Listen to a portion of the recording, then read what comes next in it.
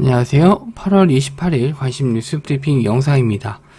미국 증시의 흐름은요, 나스닥이 0.22%로 상승으로 전환됐고요. S&P 500 그리고 다우지수 모두 낙폭을 줄이는 모습입니다. 유럽 증시는 혼조세로 마감을 좀 했고요. 프랑스가 좀 하락으로 마감을 했네요. 자, 그리고 종목들 흐름을 좀 봤었을 때, 좀 엔비디아 1.8% 정도 상승 중에 있고, 퀄컴 2.5% 상승 이렇게 좀 나와주는데, 지금 눈에 띄는 종목들은 딱히 보이진 않습니다. 테슬라가 약간 좀 밀리고 있고, 아마존 역시도 하락하고 있습니다. 그래서 시장에 지금 별다른 악재는 없는데, 이제는 이제 목요일날 새벽에 나오는 엔비디아 실적, 요게 초점이 좀 맞춰져 있어요. 그래서, 우리나라도, 좀 눈치 보기 장세가 좀 하루 더, 이어지지 않을까, 생각을 합니다. 그래서 뉴스를 보더라도, 지금 시장에서는 주도 테마는, 딱히 없고, 어제 이제 텔레그램에 좀 문제가 좀 많이 심각한데, 딥페이크 관련주들이 좀 강세를 보였죠. 계속 하루 정도 더 이어질 수 있을 것 같습니다. 자, 우리나라 지금 보시면, 개인들이, 자금들이 많이 빠져나갔다. 지난 이제 8월 5일날 시장이 한번 좀 크게 하락한 이후에, 일단, 비투 하신 분들이, 그때 이제 증거금을 내지 못하고 대부분 또, 손절을 했던 그런 시점에서 예탁금이 굉장히 좀 많이 줄었어요. 그리고, 비투도, 좀 많이 줄었는데, 여기에 따른 자금들이 대부분 다 지금 미국 시장으로 흘러가고 있습니다. 미국의 금리 인하도 있겠지만, 일단 시장 자체가 강하기 때문에, 일단 미증시로 좀 많이 빠져나간 것 같아요. 그래서, 좀 거래대금을 좀 봤었을 때, 굉장히 좀 많이 줄어 있습니다. 지금, 최근 거래대금 코스닥이 거의 6조 원대예요. 6조 원대로 굉장히 좀 낮다. 그래서, 이렇게 좀, 거래 대금이 적으면 상승 시에도 크게 올라가지 못하는 그런 시장이 좀 될 수 있거든요. 그래서 어느 정도 좀 증시가 살아나려면 이렇게 좀 거래 대금이 늘어나야 된다. 그래서 그걸 좀 보셔야 될 것 같고, 일단 9월 달에 금리 인하가 좀 어느 정도 될지 그거를 일단 보셔야 될 것 같아요. 그 이후에 시장이 좀 돌아서게 되면은 다시 한번 개인 투자자분도 들어오지 않을까, 그렇게 좀 예상을 하고 있습니다. 자, 뉴스로 넘어가세요. 텔레그램 딥페이크, 일단 긴급회의 들어가서 수사 의뢰했다라고 하는데, 이게 쉽게 잡힐진 모르겠어요. 텔레그램이 워낙, 좀, 우리나라에선, 카카오톡과 달리, 범죄에 따른, 조치를 취할 수가 없기 때문에, 그런 부분은 좀, 안 좋게, 여겨지고 있죠. 거기에 따라서, 일단 관련주들, 좀 몇 개가 있어요. 원래, 예전에 이런 비슷한 딥페이크 관련해서 이제 선거 쪽에서 많이 정치 쪽에서 문제가 좀 됐었는데 그때는 크게 좀 움직임이 없다가 지금은 좀 사태가 좀 심각하죠. 일반인들 상대로 좀 나온 거기 때문에 일단 정부에서도 여야 할 거 없이 모두 좀 이런 문제에 대해서 심각성을 좀 발표하고 있습니다. 그래서 이번에 좀 크게 좀 가는 것 같은데 대부분 시총이 좀 낮은 회사들이 좀 많거든요. 그래서 매매 자체는 쉽진 않을 것 같아요. 크게 한번 더 갈 것 같긴 한데 한빛소프트가 먼저 좀 상한가 들어갔기 때문에 한빛소프트가 이제 대장주가 좀 될 수는 있는데 원체 좀 종목들이 많고 거래대금도 제각각이라서 대장주는 자주 바뀔 수는 있을 것 같습니다. 어제 같은 경우는 한빛소프트가 가장 먼저 상한가를 들어갔고요. 그다음 CU박스, 센지랩, 그리고 한싹 이렇게 상한가를 들어갔습니다.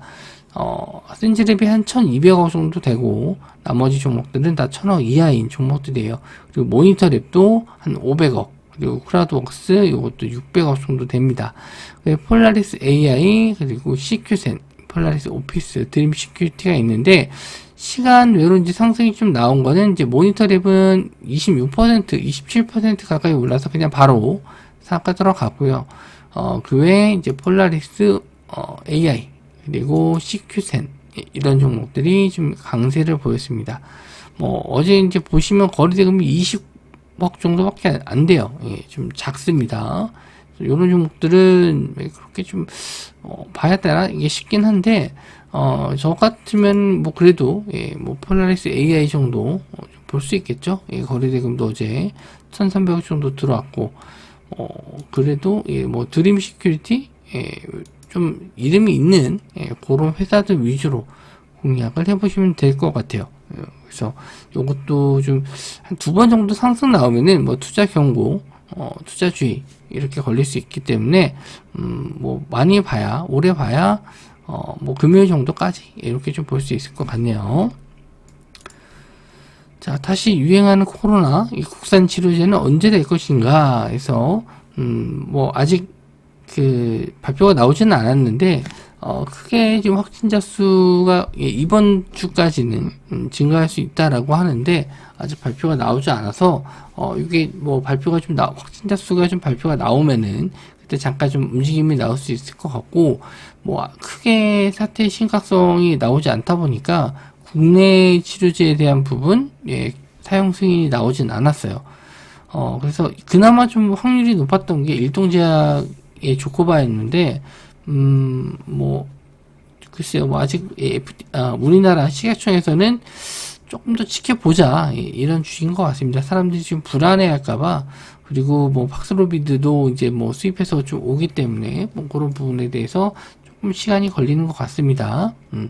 우리나라에서 일단 개발 중인 그리고 뭐 일동제약과는 이미 개발은 돼 있는데 아직 승인이 안 난 거죠. 요런 기업들 제품들도 한번 좀 보시면 될 것 같고, 신풍제약 그리고 일동제약 그리고 일동홀딩스 그리고 현대바이오 이렇게 있는데 신풍제약이 좀 시세가 좀 많이 나왔었어요. 그리고 요 이제 시세 나오기 전 자리까지 내려왔기 때문에 기술적 반등 정도 이미 좀 나와야 될 자리까지는 다 왔습니다. 이미 뭐 15,000원대 여기서도 한번 좀 나왔어야 될 자리인데 일단 요 자리에서 갭을 다 메웠고요. 그리고 일동제약도 마찬가지입니다. 이미 좀 급등한 이후에 좀 많이 조정을 좀 받고 있기 때문에 뭐 기술적 반등을 충분히 줄 만한 자리까지 내려왔어요. 여기서 뭐 발표가 좀 나올지 아니면은 코로나 확진자 수에 대한 부분 그런 걸로 반등이 나올지, 물론 뭐 진단키트 관련주들도 어제 조금 뭐 지지는 나오는 것 같습니다. 그래서 뭐 코로나에 대한 부분 한번 좀 갈 만한 시기다. 그거는 지수가 좀 밀릴 때 좀 갈 수 있는데 뭐 지금 나스닥 지수를 봤었을 때는 뭐 큰 하락은 나오진 않을 것 같긴 해요. 그래서 기사 내용 붙이면서 올라갈지 한번 보시면 좋을 것 같고요. 자, 그리고 민희진 어도 대표 이제 해임을 했고, 하이브는 주주간 계약 해지 뭐 소송하고 있다라고 하는데, 지금 뭐 방탄소년단도 군대 가 있고, 뭐 지금 사회복무 하시는 분도 최근에 또 음주 때문에 문제가 좀 있었죠. 그래서 실질적으로 하이브에서는 지금 제일 잘 나가는 그룹이 일단 뉴진스인데, 뉴진스를 이끄는 게 이제 민희진 대표라서 좀 뭐 타격은 있지 않을까 생각을 했는데, 여기서 이제 중요한 내용은 또 프로듀싱은 계속 하신다라고 해요.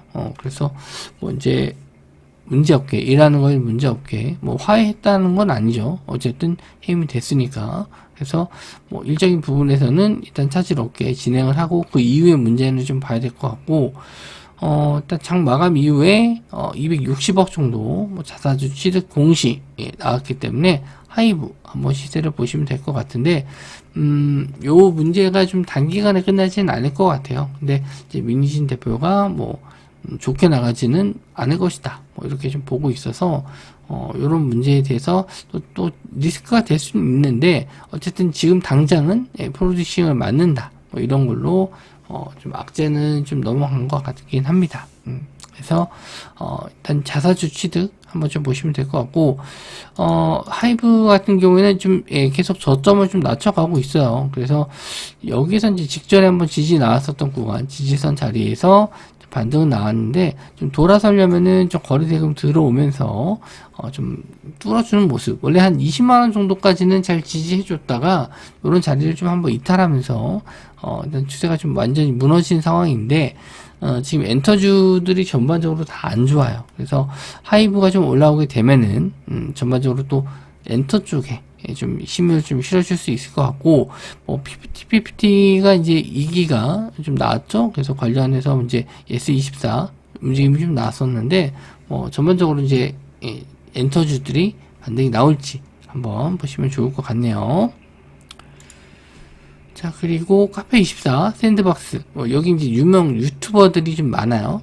그래서 컨텐츠 이제 제작하는 회사라고 보시면 될 것 같은데, 카페24도 마찬가지로 이 유튜브에서 일단 쇼핑몰을 연결해서 실질적으로 매출이 좀 일어나는 회사이기 때문에 시너지 효과가 있습니다. 유튜브 쇼핑 전용 스토어를 확장한다. 당장은 이게 좀 쉽진 않을 것 같다라고, 매출이 당장 크게 늘어나진 않을 것 같긴 해요. 저도 아직 유튜브를 통해서 물건을 사거나 그러진 않았거든요. 거기서 이제 필요한 물건을 아직 찾진 못했죠. 그런 부분도 있고, 영상을 보지 거기서 쇼핑을 하러 들어가는 건 아닌데, 이게 좀 약간 과도기적인 시기이긴 해요. 그래서 이제 앞으로 저도 영상을 보다 보면은 또 필요한 물건이 생기면은 충분히 좀 사지 않을까, 그렇게 좀 보고 있는데, 일단 긍정적인 시너지 효과가 나올 수 있다라고 좀 보고 있어서 카페24 한번 좀 보시면 좋을 것 같고, 전일도 9% 정도 상승을 하면서 저항대 라인을 좀 뚫어주는 모습 나와줬거든요. 그래서 거래대금도 한 500억 나쁘지 않습니다. 그래서 한번 추가적인 상승, 좀 약간 요 자리 늘리는 구간, 이 저항대 자리가 한 37,000원 정도 되는데, 요런 자리 약간 늘리면은 한번 공략을 해봐도 좋을 것 같고, 일단 전고점까지도 올라오게 되면 신고가 자리거든요. 그래서 실적이 좀 그래도 나오기 때문에 최근에 이 유튜브 쇼핑몰에 대한 매출 때문에 긍정적으로 좀 보고 있었는데, 한번 이런 이슈로 또 끌어올릴지 한번 보시면 좋을 것 같아요. 자, 그리고 내년 예산안이 677조, 그리고 저출산과 고령화, 미래 대응에 초점 맞추겠다라고 어제 이제 정부에서 발표를 했는데, 일단 여기에서 이제 중요한 건 저출산 부분이겠죠. 아직 해결되지 않은 부분. 그래도 예전에 비해서, 올해 초에 비해서는 조금씩 출산율이 올라가고 있긴 합니다. 여러 가지 정부에 대한 노력도 있겠지만은, 사람들의 인식이 그래도 예전에 비해서는 좀 나아지고 있는 것 같아요. 주변에 젊은 분들도 결혼을 좀 하면서 아이를 좀 낳고 있는 분들도 좀 늘어나고 있는 것 같은데, 다행입니다. 그런 부분 확 바뀌진 않겠죠. 그게 당장 출산율이 높아지진 않겠지만, 그래도 조금씩이라도 늘어나는 게 좀 다행인 것 같고, 정부에서도 마찬가지로 여러 가지 좀 정책을 좀 만들고 있으니까 앞으로는 좀 많이 좀 출산율이 늘어났으면 좋겠습니다. 일단 관련주로 좀 보시면 꿈비, 아가방 컴퍼니, 제로투세븐, 저출산 관련주 쪽이고요. 그리고 교육주 쪽도 역시 마찬가지로 상승이 좀 나왔는데, 애니능률, 메가MD 이런 종목들 올라왔습니다. 그래서 꿈비 일단 역시나 좀 저출산 관련주가 한때 좀 이슈가 됐었을 때 잠깐 올라오긴 했어요. 그래서 그때 좀 슈팅이 나왔다가 이후에 좀 이슈 없으니까 좀 다시 밀렸는데, 어제도 조금 상승이 좀 나왔고, 아가방 컴퍼니 역시나 어제도 상승 나왔다가 좀 밀렸죠. 그리고 제로투세븐 이렇게 있는데, 지금은 대장주로 볼 수 있는 건 아가방 컴퍼니 좀 거래대금 좀 들어왔고, 꿈비는 상승률 7% 정도 올랐다가 좀 밀렸던 것 같은데, 9% 정도 밀렸는데, 시간 내로는 약간씩 다 올랐습니다. 그래서 일단 여기서 크게 좀 가기엔 좀 애매한 게, 이제 저출산에 얼마 투자하겠다 딱 정확히 나왔으면 좀 모르겠는데, 그런 내용은 좀 없었던 것 같고, 추가적으로 이제 저출산에 대한 내용도 나오면은 일단 단기적으로 상승이 좀 나올 수 있을 것 같습니다. 그리고 애니능률, 그리고 메가MD, 이런 종목들도 어제 좀 상승 나고, 메가MD가 어제 좀 흐름이 좋았어요. 그래서